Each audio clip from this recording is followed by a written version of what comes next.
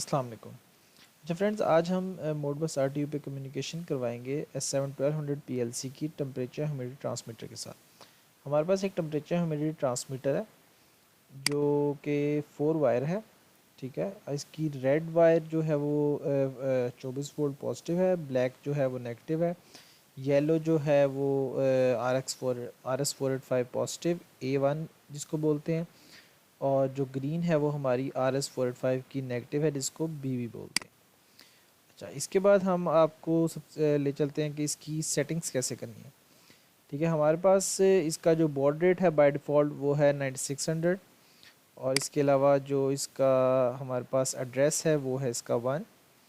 इसके अलावा जो इसकी वायरिंग है जैसे कि मैंने आपको बता दिया है, रेड पॉजिटिव के लिए है और ब्लैक नेगेटिव है, और येलो A पॉजिटिव है और ग्रीन जो है वो B नेगेटिव है। और इसके अलावा हम आपको पता है डेज़ी चेन में कनेक्शन करते हैं। अच्छा, एड्रेस के लिए हमारे पास इस सेंसर के अंदर डिप स्विचेस दिए गए हैं। इसके अंदर 8 डिप स्विचेस हैं। जो 8th वन डिप स्विच है उसके लिए एड्रेस 1 है।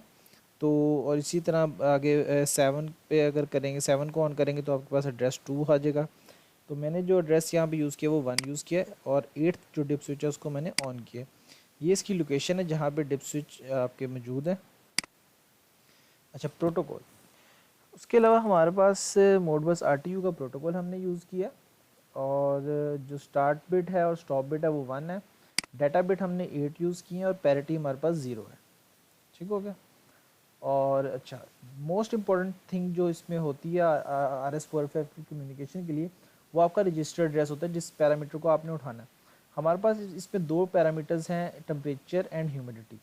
तो टेम्परेचर हमारे पास जो आ रहा है वो 0 पे आ रहा है, रजिस्टर एड्रेस 0 पे, और जो ह्यूमिडिटी है वो हमारे पास आ रही है 1 के ऊपर। तो टेम्परेचर जो है अगर वो 0 पे आ रहा है तो आपको पता है इसके अंदर 1 ऐड करना पड़ता है, और ये होल्डिंग रजिस्टर है तो होल्डिंग रजिस्टर का जो फंक्शन नंबर है वो होता है 4। तो इसका जो एड्रेस बनेगा वो बनेगा 4001। ठीक है, टेम्परेचर के लिए 4001 है, और ह्यूमिडिटी के लिए हमारे पास बनेगा 4002। ठीक हो गया।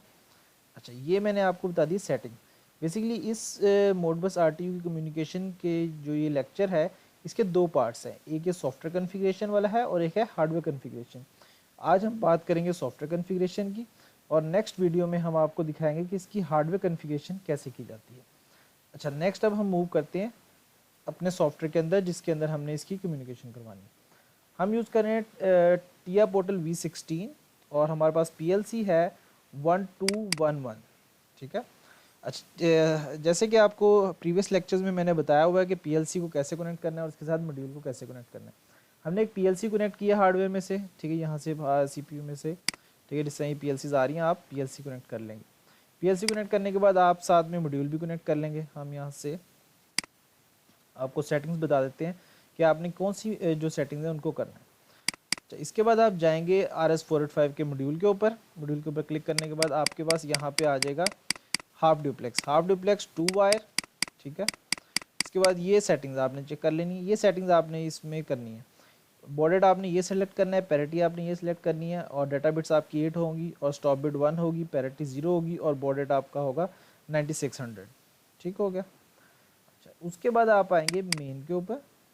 मेन के ऊपर आने के बाद आपने हमारे पास जो यहाँ पे आपके पास आ रहा है इंस्ट्रक्शंस। ठीक है, इंस्ट्रक्शंस में आपके पास यहाँ पे कम्युनिकेशन प्रोसेसर और मोडबस। अच्छा, हमने MB मास्टर का ब्लॉक यूज़ किया है। ठीक है, MB मास्टर के ब्लॉक में, ठीक है, आपको बता दिया है REQ रिक्वेस्ट है। रिक्वेस्ट के लिए हम जो है वो क्लॉक यूज़ किया हमने, और MB एड्रेस का मतलब होता है जो आपकी स्लेव आईडी है उसका एड्रेस क्या, वो यहाँ पे आपने देना है, वो हमने 1 दिया। और बोर्ड आप रीड राइट दोनों कर रहे हैं कि सिर्फ रीड कर रहे हैं, अगर सिर्फ रीड कर रहे हैं तो 0 यूज़ करेंगे, और जो आपका एड्रेस है रजिस्टर एड्रेस वो यहाँ पे यूज़ करेंगे। डाटा लेंथ इसकी 1 है, ठीक है, अनसाइंड है ये, और इसकी जो डाटा लेंथ है और जिसके अंदर इसकी वैल्यू स्टोर करवानी है वो आपने उसका यहाँ पे टैग यूज़ करना है। उसके बाद ये वैल्यू आपको पता है जो है रियल में वैल्यू होगी, तो इसको बेसिकली हमने डिवाइड करना होगा 10 पे, तो टेम्परेचर की वैल्यू हमारे पास यहाँ पे आ जाएगी।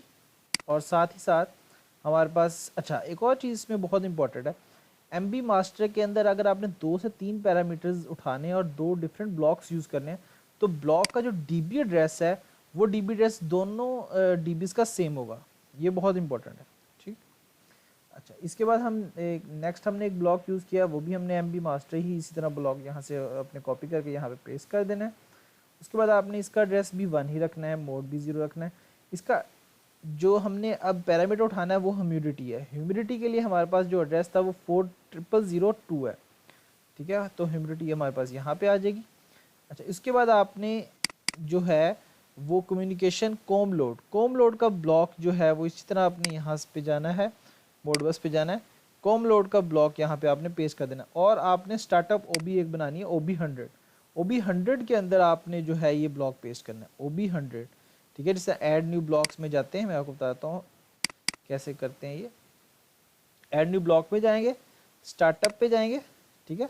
स्टार्टअप की जो OB है वो यहाँ पे 100 हमने क्रिएट की हुई है, उसकी अगली बार वो बता रहा है 123 आपके पास आ जाएगी, ठीक है।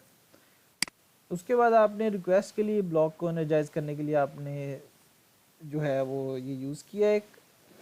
उसके बाद आपके पास पोर्ट है, पोर्ट आपके पास है 269। ये आप बाय डिफ़ॉल्ट इसकी जो हमने ब्लॉक जो हमने वो यूज़ किया है, मॉड्यूल यूज़ किया RS485 का, उसका पोर्ट नंबर है, ठीक है। जो हमने पोर्ट यूज़ कर रहे हैं, जो हमारा मॉड्यूल है RS485 का, ये उसकी पोर्ट नंबर है, ठीक है। बॉर्डर यहाँ पे आपने 9600 देना है, पैरिटी 0 देनी है और आपने यहाँ पे मास्टर की जो DB है उसका नंबर देना है, वो हमारे पास DB नंबर 1 है, ठीक हो गया। ये सारा कुछ आपने करने के बाद आपने प्रोग्राम डाउनलोड कर देना है, ठीक है। अब हम जाते हैं दोबारा अपने मेन के अंदर। मेन में जाने के बाद आपने ये प्रोग्राम यहाँ से यूँ डाउनलोड कर देना, ठीक है। बाकी वो सारी सेटिंग्स आपको पता है कि इथरनेट के ऊपर आपने सेटिंग्स वगैरह कैसे करनी है, वो सारी सेटिंग्स आपको ऑलरेडी इन्फॉर्मेशन है उसके बारे में, तो हम उन सेटिंग्स के ऊपर नहीं जाते। हम जो मेन हमारा आज का टारगेट है उसके ऊपर ही स्टिक रहेंगे। अच्छा, ये देखें आपके पास जो ह्यूमिडिटी है, ये आप देख रहे हैं ह्यूमिडिटी आपके पास आ रही है 61 और उसके बाद आपके पास जो टेम्परेचर यहाँ पे आ रहा है वो आ रहा है 21, ठीक है। टेम्परेचर आपके पास 21 आ रहा है और जो ह्यूमिडिटी है वो 61 आ रही है। तो हमारे पास यहाँ पे ये सेंसर है, हम इसको थोड़ा सा रब अप करते हैं ताकि हमारे पास देखते हैं वैल्यू के अंदर डिफरेंस आ रहा है कि नहीं।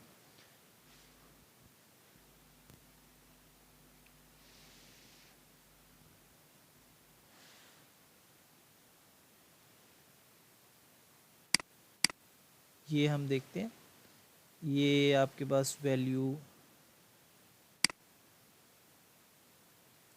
ये देखें वैल्यू जो है वो चेंज हो गई है ह्यूमिडिटी, क्योंकि हमने थोड़ा सा रब अप किया तो वैल्यू जो है वो काफ़ी हद तक चेंज हो गई है, 93 आ गई है और ये 25 हो गया, ठीक है। तो ये थी हमारी आज की वीडियो जिसके ऊपर हमने आपको बताया कि सीमेंस की जो 1211 PLC है उसको कैसे कम्युनिकेट किया जाता है टेम्परेचर ह्यूमिडिटी ट्रांसमीटर के साथ। तो उम्मीद करते हैं कि आपको हमारी आज की वीडियो अच्छी लगी होगी। नेक्स्ट वीडियोज़ के लिए हमारा चैनल सब्सक्राइब कर लें। Thank you.